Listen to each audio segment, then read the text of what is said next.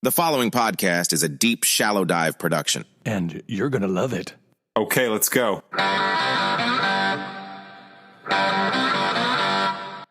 Happy Wednesday, everybody. I am sorry I missed yesterday. I can't help it.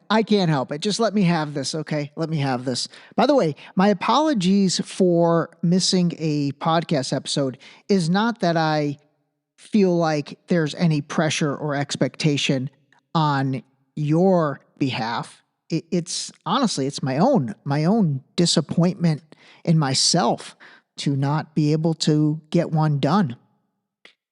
So just let me have it, okay? Just let me have it.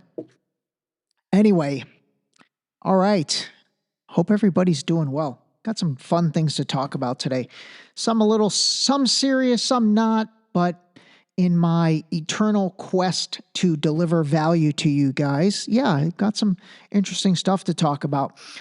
First of all, man, it's probably, okay, there's a chance that my book is going to be released in about a week. It's either going to be 1 week or 2 weeks, but anyway, I'm starting to kind of build up a little bit to it and, just put a few things out there. And one of the things that is basically in the beginning part of the book, it's actually called the front matter.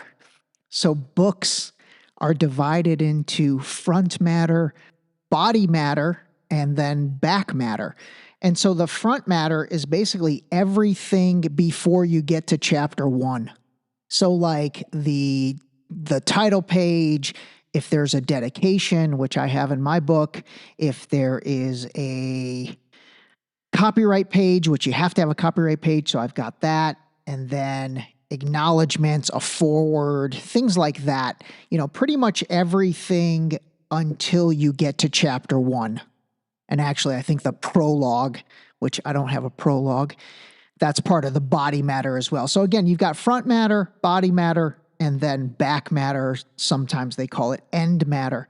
Anyway, in my front matter, I kind of cobbled a few things together and made it my own, but I found a really cool graphic, and then I added my own elements to it. And so I kind of made it my own, but it basically says, it's okay to begin your story today.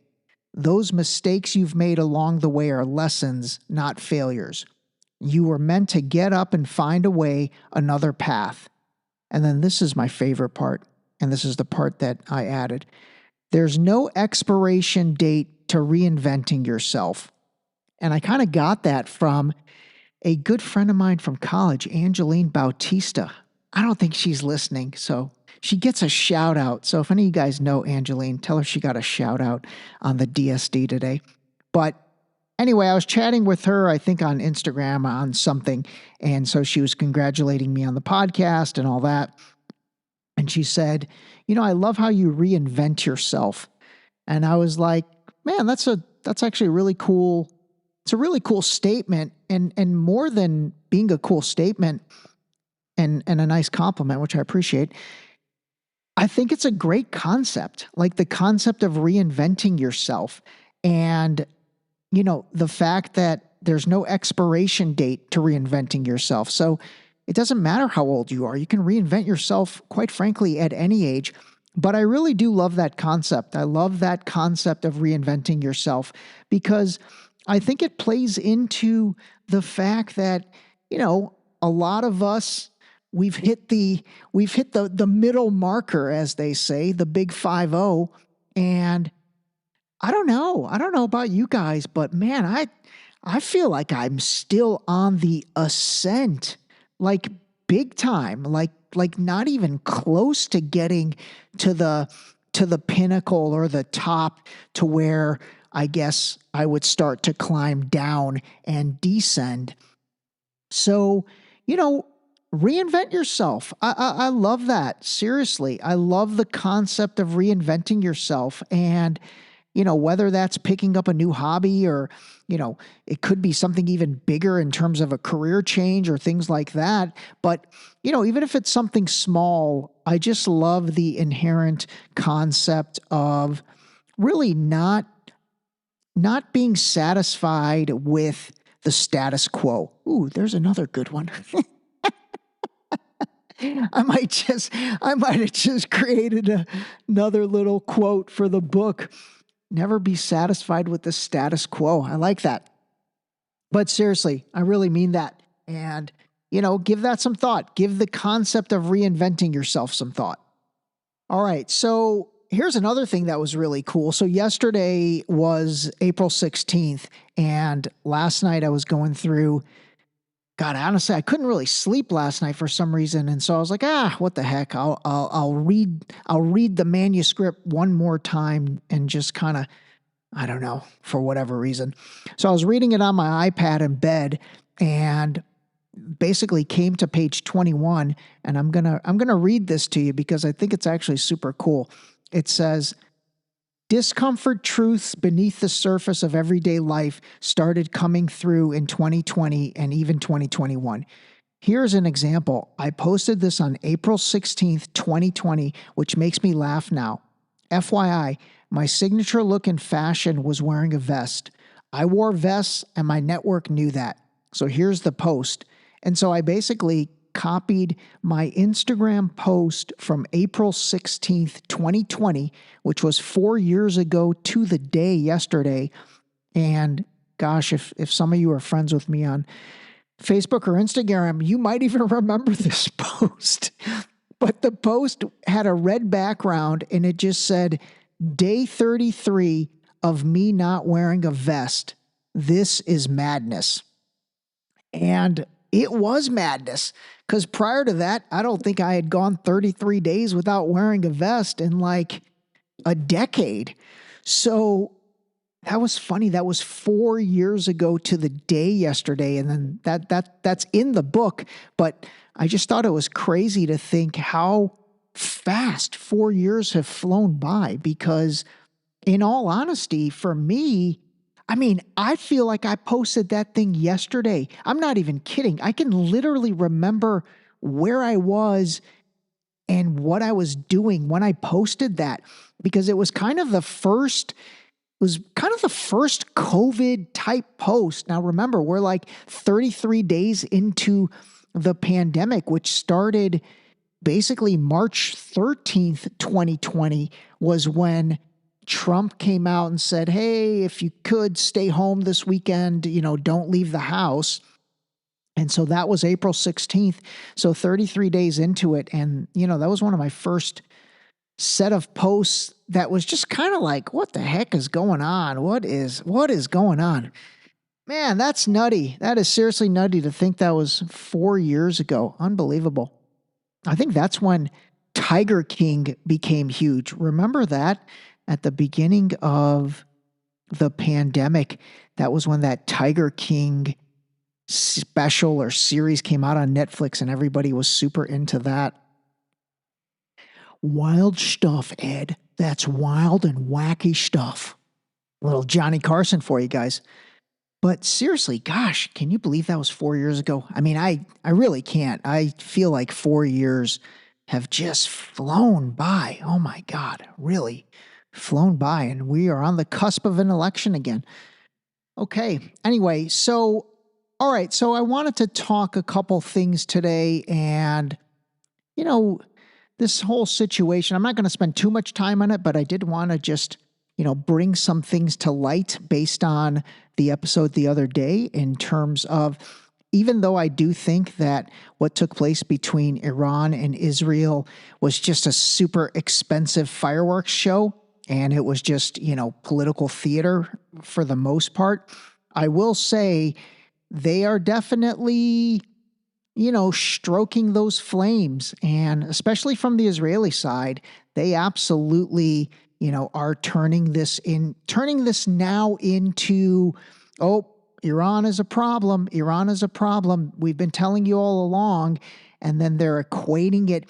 Gosh, there was one lady I saw who was like bringing up the 1979 hostage situation and saying, see, I told you, it started with the hostages and here we are now. And that was in 1979. And again, just for the record, I'm just calling balls and strikes on this thing. No different than anything else. I mean, honestly, it's like calling a spade and calling balls and strikes. Like if Iran or Israel or the United States or Russia or China or North Korea or whomever does anything wrong, I mean, let's point it out. You know, that to me is where we need to get to, not about having allegiance to your country, a country, the country, just because that is your country or the country. You know what I mean? Like you've got to call things out, because again, remember, it's not countries that do things. It's people inside those countries that are doing things. You know, the countries themselves are not acting. It's the people that are in positions of power within those countries. And those people, they're not all upstanding citizens, or even if they are upstanding, they have biases and they have agendas and they have narratives. So anyway, I'm just calling a spade on this stuff. I really am. And, again, I think that what I don't want to have happen for the sake of anybody, quite frankly, is there's no need for a war. There's no need for war. There's really no need for there ever to be a war. And people that are stroking those flames right now, here's the facts of that situation, and then we'll move on from this thing.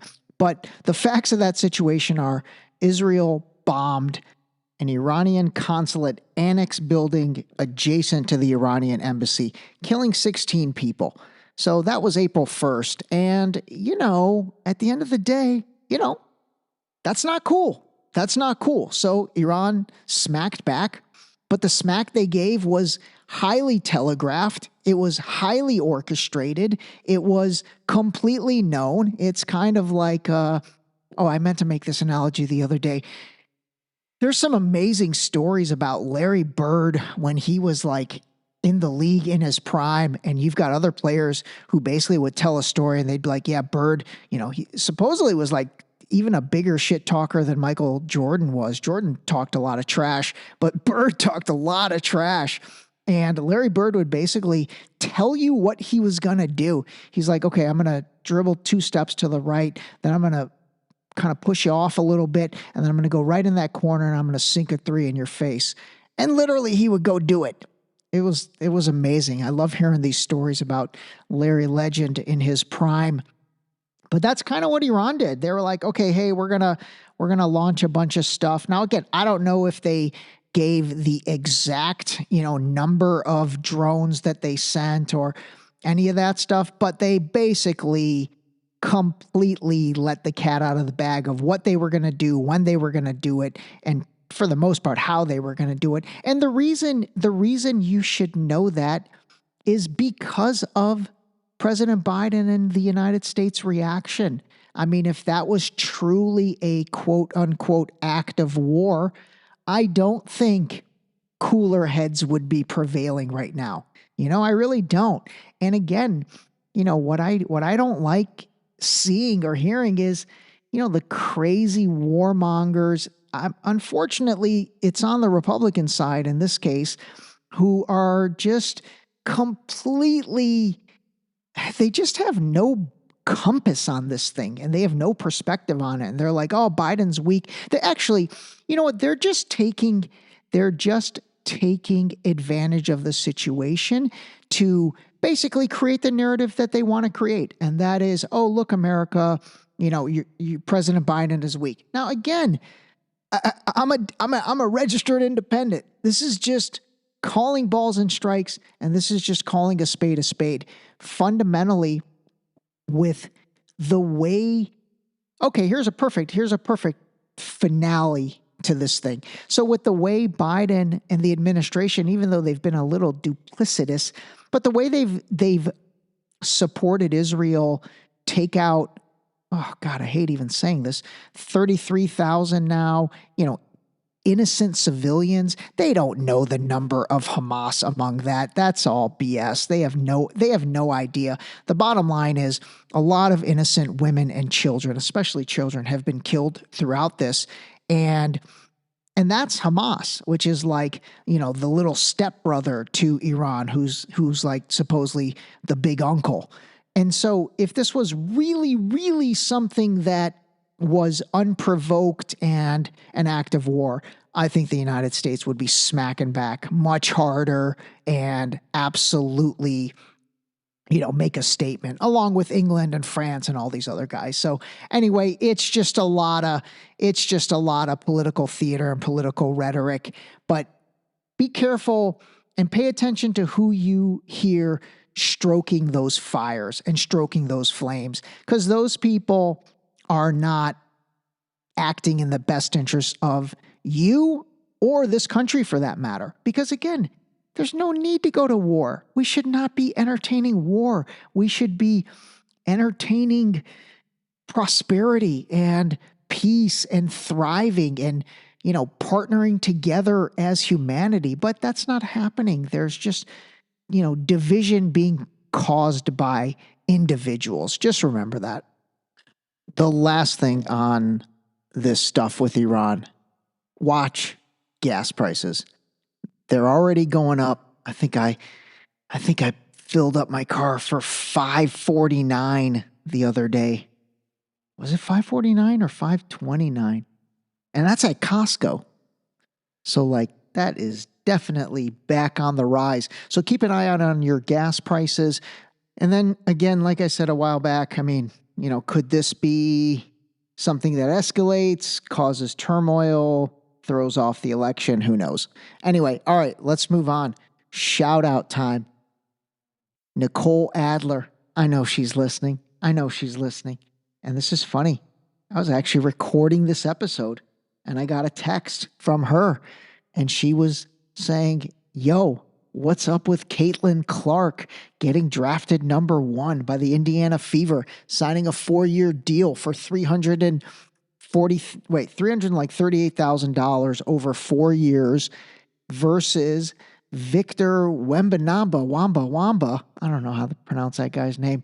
That dude, the super tall Frenchman on the men's side, who was the number 1 pick this year, signed, I don't know how long that deal was, but it was $55 million.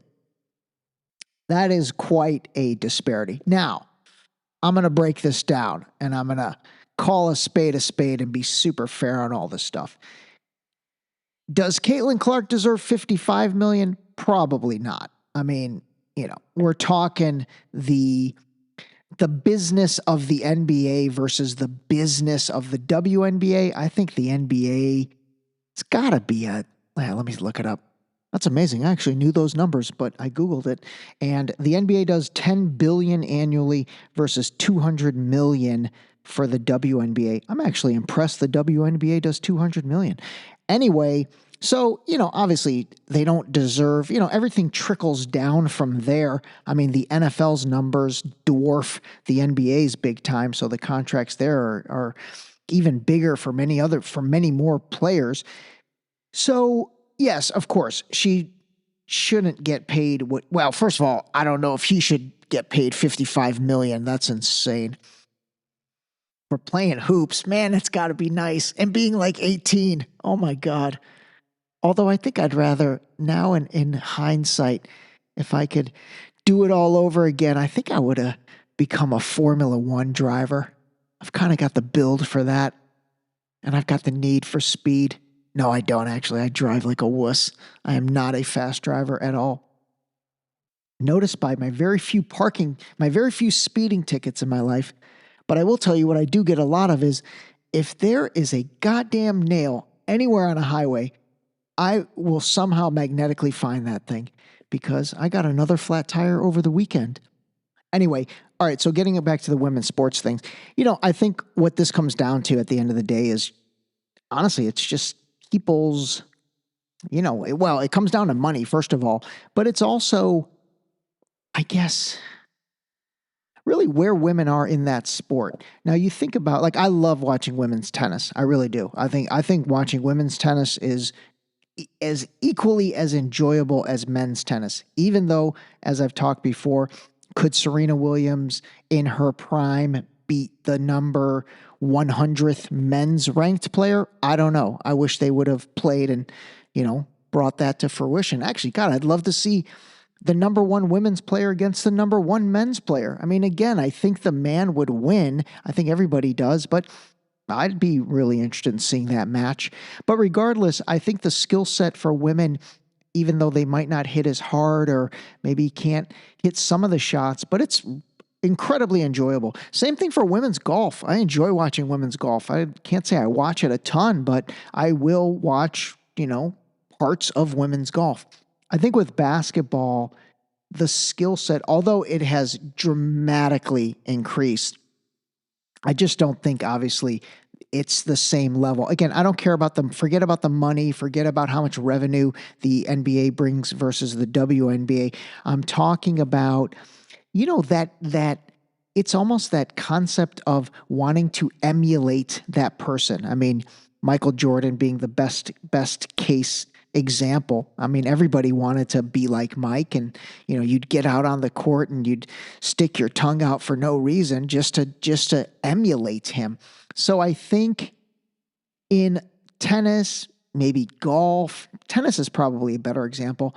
I think people wouldn't mind emulating a Serena Williams, but I don't think it's there yet in basketball. Now, I will say with Caitlin Clark and her ability to shoot the three and really kind of open the game up the way Steph Curry has, I think that could draw a lot of attention. I really could, because you're never going to get the big dunks and the power game that the men have, but the three ball game, you could definitely do that. And I bet you there's a lot of young girls out there really practicing that. So, in 5, 10, 15, 20 years, when women truly, truly take the game behind the 3-point arc, behind the 3-point line, and open the game up like that, again, like Steph Curry has and Damian Lillard has, I think that's when that gap could definitely close, because I think more people, really more men, to be honest, and probably women. I don't really think women don't even like watching that much women's basketball. But again, I think that all could change. But anyway, valid point by Nicole. Appreciate the text, and I got you on this. I slipped this into the episode. Last thing for today. All right, I'm not going to talk about it, but man, that Made in America O.J. Simpson thing is very interesting. Again, if you are looking for a interesting, well-done documentary that'll probably bring back some memories and also just kind of bring to light different things, I would highly recommend watching it. It's really well done. I can't believe I have never watched it until now. All right, that's it, everybody. Call a spade a spade. Seriously, it's hard. It is, but it's also very, what's the word I'm looking for? Liberating. That's the word I was looking for. Liberating. All right, talk to you tomorrow. The ending was terrific. This episode is being brought to you by the upcoming book, Deep Shallow Dive Into You. That's right, Bro wrote a book, and it's coming soon. Stay tuned.